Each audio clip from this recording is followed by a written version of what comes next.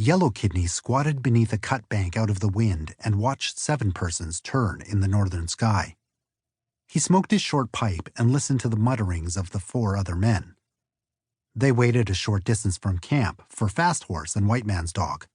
Of them all, only Eagle Ribs was an experienced horse-taker.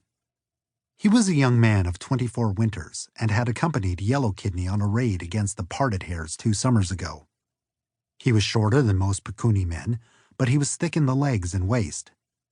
His strength and balance made him the best wrestler in camp. As a youth, he had thrown 12 young men, one after another, on their backs during a Sundance contest. He had won many possessions, including the long brass-handled knife he now wore in his belt. But Yellow Kidney had chosen him not for his strength, but for his scouting ability. He could see without being seen, and he knew what he saw. He would give an accurate accounting of the enemy. Yellow Kidney ran his fingers over the buttstock of his many-shots gun. It would be the only gun among the horse-takers.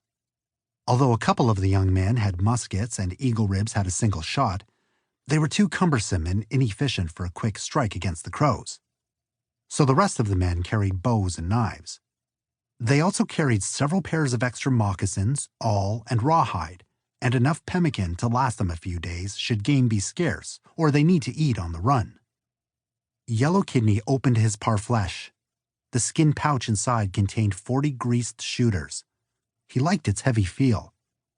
He had not had the many-shots gun long enough to see what it would do to an enemy, but it shot true, and it had brought down many blackhorns. He dropped the cartridge pouch back into the parfleche and one last time felt for his paints and small medicine bundle. They were there. He heard a call, and in the quarter moonlight he saw the 2 young men approach. He stood and slung his robe pack over his shoulder. It was only now that he admitted to himself his 2 concerns. He did not like to have an unlucky man on this trip. Bad luck, like the white scab's disease, can infect others. He had only agreed to take White Man's Dog along because he respected his father. Yellow Kidney would have to be alert for signs of bad medicine and turn the party around if the signs mounted up. But his real concern focused on Fast Horse. He was boastful and reckless, and he wanted too much. Such a man in a small party like this could bring disaster down on all of them. Yellow Kidney did not like to begin such a long journey with these feelings. The small group of men walked steadily all night and all the next day.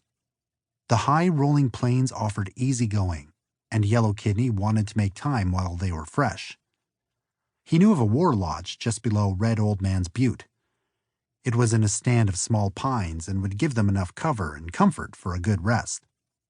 They would come upon it before Sun Chief hid behind the backbone, time enough perhaps to kill an animal for food.